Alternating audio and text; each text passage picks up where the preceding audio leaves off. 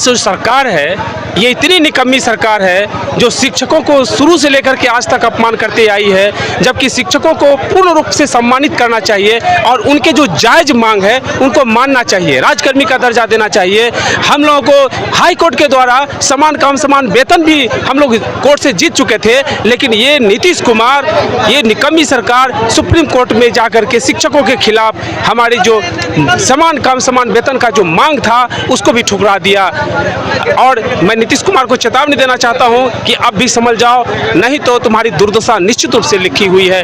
हमारे शिक्षकों का जायज मांग है, इस जायज मांग को आपको मानना ही निश्चित रूप से जरूरी है। और समान काम समान वेतन तो नहीं दिया, कम से कम राजकर्मी का दर्जा देकर शिक्षकों के भविष्य और उनके बाल बच्चों के भविष्य को कम से कम संभाल लीजिए। आज जो रिटायर हो जाएंगे उसके बाद शिक्षक क्या करेंगे, रोड पर दर दर की ठोकर खाएंगे। जो भविष्य को बनाने वाले शिक्षक हैं उसका भविष्य बिल्कुल अंधकार में बना हुआ है। इसलिए मैं नीतीश कुमार से गुजारिश करना चाहते हैं कि इन शिक्षकों के जो जायज मांग है उनको मान लीजिए और शिक्षकों को सम्मान दीजिए। उसके बाद देखिए बिहार की कितनी तरक्की होती है और कितना आप आगे तक जाएंगे। शिक्षा विभाग के अंदर सम्मानित कर दिया जाएगा। तो आप बहाली जो कर रहे थे बीपीएससी के माध्यम से आप आवेदन ले लेते और यहीं से आप मेरिट लिस्ट बना करके और आप जिलों को भेज देते। राज्य स्तर पर बहाली नहीं होती है, बहाली जिला स्तर की हो जाती। वैसी स्थिति में आपको जो है ये जो डोमिसाइल की पॉलिसी है या डोमिसाइल की पॉलिसी आप रख सकते थे, लेकिन जैसे ही आप राज्यकर्मी के रूप में आप बहाल करेंगे तो डोमिसाइल की पॉलिसी आपको हटा देना पड़ेगा, कॉन्स्टिट्यूशनल बाध्यता। तो इनको चाहिए था कि ये जिस तरीके से कर रहे थे बहाली वैसे ही कर लेते। अब पंचायत में तो बहुत गैदरिंग होती है तो ऐसा नहीं करके स्टेट लेवल पर आवेदन ले लेते, यहीं से मेरिट तैयार करते और जिसको जितना आवश्यक है, जितना बल चाहिए उतना भेज देते उसको कि आप अपने योगदान करा लीजिए। पहले इसी तरह का ये फार्मूला बनाए थे और वैसी स्थिति में बाध्यता नहीं होती। और 5 साल 7 साल 2 साल 4 साल कितना दिन का सर्विस लेंथ अब सर्विस के आधार पर सरकार को पावर है कि जो भी अस्थायी लोगों को अस्थायी किया जाता है, जो लोग नियोजन पर हैं उन लोगों को परमानेंट किया जाता है। तो सरकार का पावर था तो इससे बच जाते। तो अकिल तो है ही नहीं है। एक तरफ शिक्षा मंत्री जी का कहना है कि बिहार में योग शिक्षकों की कमी हो गई है। बिहार में तो योग्य शिक्षा मंत्री की भी कमी रही है हमेशा से। यहाँ कोई शिक्षा मंत्री तो ऐसा तो नहीं है कि यहाँ जो शिक्षा मंत्री रहे कहीं के बहुत बड़े भाई चांसलर रहे हो। तो प्रोफेसर साहब हैं तो कितना दिन पढ़ाने के लिए गए हैं कॉलेज में, तो आप ही लोग चला रहे हैं जो 15 साल से कॉलेज का मुंह नहीं देखे हैं। और आप देखे होइएगा हाउस के अंदर जब ये बोल रहे थे तो वहाँ पर विधायक लोग इंटरप्ट कर रहे थे तो इन्होंने कहा कि कई बार इंट्रोगेशन हुआ, तो सभापति ने कहा इंट्रोगेशन नहीं हुआ, इंटरप्शन हुआ है। तो जिसको इंट्रोगेशन और इंटरप्शन पता नहीं है तो ऐसी स्थिति में आप मान सकते हैं कि शिक्षा मंत्री जी कैसे। तो सर कह रहे हैं कि बाहरी लोग अगर यहाँ पे आएंगे अन्य राज्य के तो यहाँ की शिक्षा व्यवस्था और मजबूत होगी, यहाँ के लोगों को मैथ और साइंस में कमी है। अच्छा, ये भी साइंस के टीचर हैं, इनको कौन विदेश का मास्टर पढ़ाया था?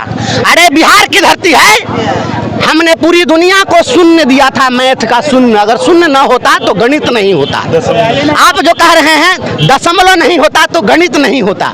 यह जो धरती है बिहार की धरती है जहाँ पूरी दुनिया से पढ़ने के लिए लोग नालंदा में आते थे, नालंदा विश्वविद्यालय। हम तो हजारों साल पहले से विश्व गुरु रहे हैं और आज आप कहते हैं कि साइंस और मैथ का टीचर नहीं है। साइंस और मैथ का टीचर यहाँ भरा पड़ा है।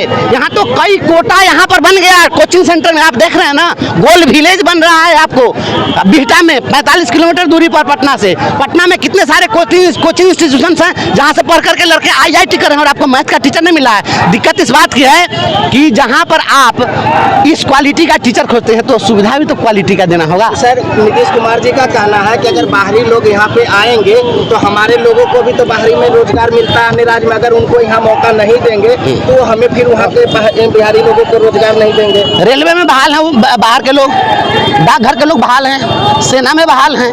जितना भी सेंट्रल जो बहाली होती है उसमें तो अन्य राज्यों के लोग आते ही हैं, कोई दिक्कत नहीं है। लेकिन स्टेट की जो शिक्षा की बात होगी, पहले शिक्षा की अवधारणा को समझिए कि शिक्षा की जो अवधारणा है वह क्या है। आप समझ लीजिए, आपको मैं बता देता हूँ, अमर्त्य सेन और जॉन ड्रीज ने किताब लिखी है, इंडिया डेवलपमेंट एंड पार्टिसिपेशन एक किताब है। और अमर्त्य सेन जी का नाम आप जानते हैं, वो बहुत बड़े अर्थशास्त्री हैं। और जो नालंदा विश्वविद्यालय इन्होंने बनाया नीतीश कुमार ने फिर से, तो उसका वाइस चांसलर भी, पहला वाइस चांसलर उन्हीं को बनाया। और जब बनाया इनको तो अमर्त्य सेन जी ने जो किताब लिखी है उसमें लिखा है कि अगर आप किसी भी देश को और किसी भी राज्य को विकसित बनाना चाहते हैं तो विकसित बनाने के लिए आपको 2-3 काम करना होगा, जिसमें कहा है equality in education, equality in society और स्टेबिलिटी इन एडमिनिस्ट्रेशन। यह बताया फार्मूला उन्होंने। तो मतलब मैं बता, मेरी बात पूरी सुन लीजिए, क्योंकि शिक्षा को आपने छेड़ दिया है, बहुत व्यापक विषय है। तो इक्वालिटी इन एजुकेशन को परिभाषित करते हुए उन्होंने कहा कि इसके लिए आपको सब समान शिक्षा प्रणाली को लागू करने के लिए प्राइमरी एजुकेशन को स्ट्रॉन्ग करना होगा। और प्राइमरी एजुकेशन में शिक्षकों की जो बहाली आप करेंगे जाएंगे तो उनको आपको इतना वेतन देना होगा, इतना वेतन देना होगा, इतना वेतन देना होगा कि वह दूसरे किसी विकल्प की तलाश नहीं करे। जब वह विकल्प तलाशता रहेगा वह अपना योगदान नहीं दे सकता है। जब शिक्षक जाता है विद्यालय में, उसको वेतन 4 महीने से नहीं मिला है तो वह कर्ज किससे लेगा इसकी चिंता करते हुए जाता है, मैथमेटिक्स का सारा फॉर्मूला भूल जाता है। इसलिए जब आप यहाँ लाएंगे उत्तर प्रदेश से टीचर, यहाँ पर महाराष्ट्र का टीचर आएगा तो उसको अपने परिवार की चिंता होगी, वह आपके स्कूल के बच्चों की चिंता नहीं करेगा। हर व्यक्ति अपने परिवार को पहले चिंता, उस परिवार के लिए कुछ करता है। जिसका परिवार दूर होगा 25,000 रुपया के स्केल में वो अपना परिवार यहाँ रख लेगा, कैसे रख ऐसा नहीं लगता कि नीतीश कुमार जी प्रधानमंत्री बनने के चक्कर में बिहार के शिक्षा व्यवस्था को चौपट करने के योग में लगे हैं? अच्छा, जितना लोग आया है अभी तक वो तमाम लोग तो शिक्षा व्यवस्था को चौपट करने का फॉर्मूला लगाया है। अगर शिक्षा से इन लोगों को लेना देना होता तो आज जिस तरीके से आप कर रखे, अच्छा आप मीडिया के लोग हैं, इतने सारे लोगों ने सवाल उठाया, इतने सारे लोगों ने तमाम बातें की शिक्षकों के बारे में, क्या उनकी समस्याओं को कभी आप लोगों ने जानने की कोशिश की है? क्या मुख्यमंत्री आज जो जांच करा रहे हैं कहीं गए हैं पूछने की शिक्षकों की समस्या क्या है? उनकी समस्या तो के लिए तो कोई कॉलम नहीं बना है जो जांच का फॉर्मेट है। तो शिक्षकों की को जब तक समस्या मुक्त आप नहीं करिएगा तब तक शिक्षा का बंटाधार होता रहेगा। आप तमाम चीज कर दिए, अभी अप्रैल मई जून ये जुलाई बीत रहा है, चौथा महीना चल रहा है, अभी तक आपने किताबें नहीं दी। बिना किताब का बच्चा पढ़ा, वही बढ़ई गाँव का महिंदीन का बसुला न रुखान है, बिना बसुला रुखान का बढ़ई काम करता है। जिस बच्चा के पास किताब नहीं है वो बच्चा क्या पढ़ लेगा, खाक पढ़ लेगा। इसलिए आपको जवाबदेही लेनी होगी। विकसित देशों में जाकर अध्ययन कीजिए, नहीं पता है तो वहाँ पर सारी की सारी जवाबदेही सरकार लेती है। सक्षम परिवार के बच्चे अपने माता पिता के साथ घर में रहते हैं, अक्षम परिवार के बच्चों की पूरी जवाबदेही सरकार उठाती है। आप एक शाम का खाना खिला के उसी में बहुत बड़ा तीर मार रहे हैं। तो सर ऐसा नहीं लगता कि अगर शिक्षक लोग को हर साल एग्जामिनेशन की बात करते हैं और बिहार के उप मुख्यमंत्री और स्वास्थ्य मंत्री सब 10वीं पास भी नहीं रहते हैं? अच्छा, ये स्वास्थ्य मंत्री बने हुए हैं, उनको 10 गो दवाई का नाम मालूम है? इनको मालूम है? इनको कुछ पता है? अरे यहाँ का व्यवस्था कैसे सुधरेगा? बिहार की अपने लिए शिक्षक के लिए आए हैं और लोग के लिए बच्चों को दवाई चाहिए, आप ही के बच्चों को स्वास्थ्य। हाँ, हम इसी की लड़ाई लड़ रहे हैं कि हमको आप पूरा वेतनमान दीजिए, पूरा सम्मान दीजिए, भविष्य की चिंता जो हमारी है उस चिंता से हमको मुक्त करिए। और वैसी स्थिति में हम अपने स्कूलों में इस प्रकार के बच्चे तैयार करेंगे कि वह एक अच्छा डॉक्टर होगा, वह एक अच्छा इंजीनियर होगा, वह एक अच्छा पॉलिटिशियन होगा। हम वैसा इंजीनियर बनाना नहीं चाहते हैं कि ऐसा मंत्री बनेगा जिसका पुल ढहा जाता है बैठ के लबड़ाई कर रहा है, ऐसा होगा? तो हम ऐसा नहीं बनाना चाहते। हम इसी की चिंता कर रहे हैं। हम चिंता मुक्त होंगे तो सशक्त देश का नागरिक तैयार करेंगे। सर, पूरे शिक्षक लोग का आवाज कोई नेशनल मीडिया नहीं उठाते, क्या मनीष कश्यप का कमी आप सबको खलता है? देखिए, मनीष कश्यप जी का एक पार्टिकुलर मामला हो सकता है, ऐसा नहीं है कि वही पूरी मीडिया को चला रहे थे या तमाम चीज़ों को वही उठा रहे थे। आप तमाम लोग इसमें सहयोगी हैं, आप तमाम लोग मनीष कश्यप हैं। इसको इस रूप में लीजिए।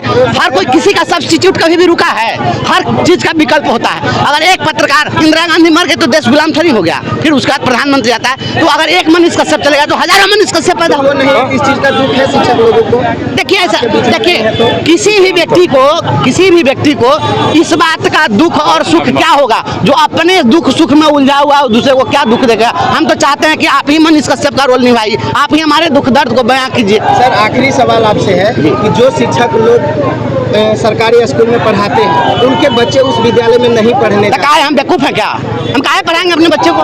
हम बेवकूफ़ हैं, हम ही बेवकूफ़ नजर आए हैं। जब 4 महीने के बाद आप किताब दीजिएगा बच्चा को पढ़ने के लिए तो हम तो जान में रहे हैं कि आप बच्चों को बर्बाद करें, तो हम अपने बच्चा को बर्बाद कर ले। पहले नीतीश कुमार जी अपना तो पोता है नहीं, तो दिक्कत है। देश का तो दुर्भाग्य यही है कि जिसका अपना परिवार नहीं है, बच्चे नहीं हो, देश चला तो खाक समझेंगे। जितने पॉलिटिशियन हैं, जितना IAS है, ये तमाम IAS IPS पॉलिटिशियन तमाम के बच्चे सरकारी स्कूल में एडमिशन करा दिए, सारी व्यवस्था ठीक हो जाएगी। तो हम भी पढ़ाएंगे, क्यों नहीं पढ़ाएंगे? तो इस बात का मुद्दा आपको भी हम उठाते हैं, एक बार नहीं 1000 बार, हर मंच से उठाते हैं। हम इस बात को जान लीजिए, हम ऐसा व्यक्ति हैं इस मामले को लेकर हमेशा से उठाते रहे। सर, अपना परिचय। वंशीधर ब्रजवासी, प्रदेश अध्यक्ष परिवर्तनकारी प्रारंभ शिक्षक। जी आज जो आपने इतना बड़ा आंदोलन किया है जी, तो कुल मिलाकर परिणाम क्या निकला आज का आंदोलन?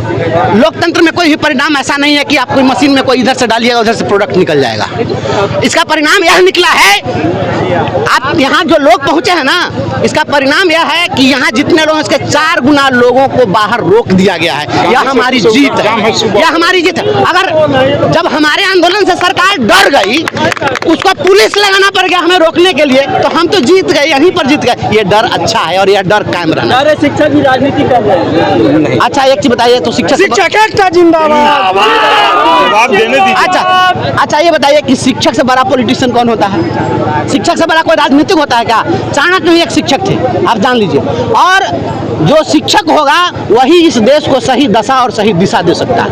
इसलिए शिक्षक से बड़ा कोई पॉलिटिशियन नहीं होता है। और शिक्षकों को पॉलिटिक्स में तो आना ही चाहिए। जब राष्ट्रकवि रामाधारी सिंह दिनकर जो प्रोफेसर भी थे बिहार यूनिवर्सिटी में, तो रामाधारी सिंह दिनकर भी राज्यसभा के सांसद थे। जब तक सदन के अंदर रामाधारी सिंह दिनकर जैसे शिक्षकों को सदन में नहीं पहुंचाया जाएगा, लबराई करने वाले, लुच्चाई करने वाले, जब आदम गोंडवी ने कहा कि जितने उचक्के थे जज्बो जवार में, विधायक बनकर बैठे हैं अगली कतार में। दीवार फांदने का जिनका रिकॉर्ड था, मंत्री बन गए अब की सरकार में। काजू भुनी प्लेट में और विस्की गिलास में उतरा है राम राज्य विधायक निवास।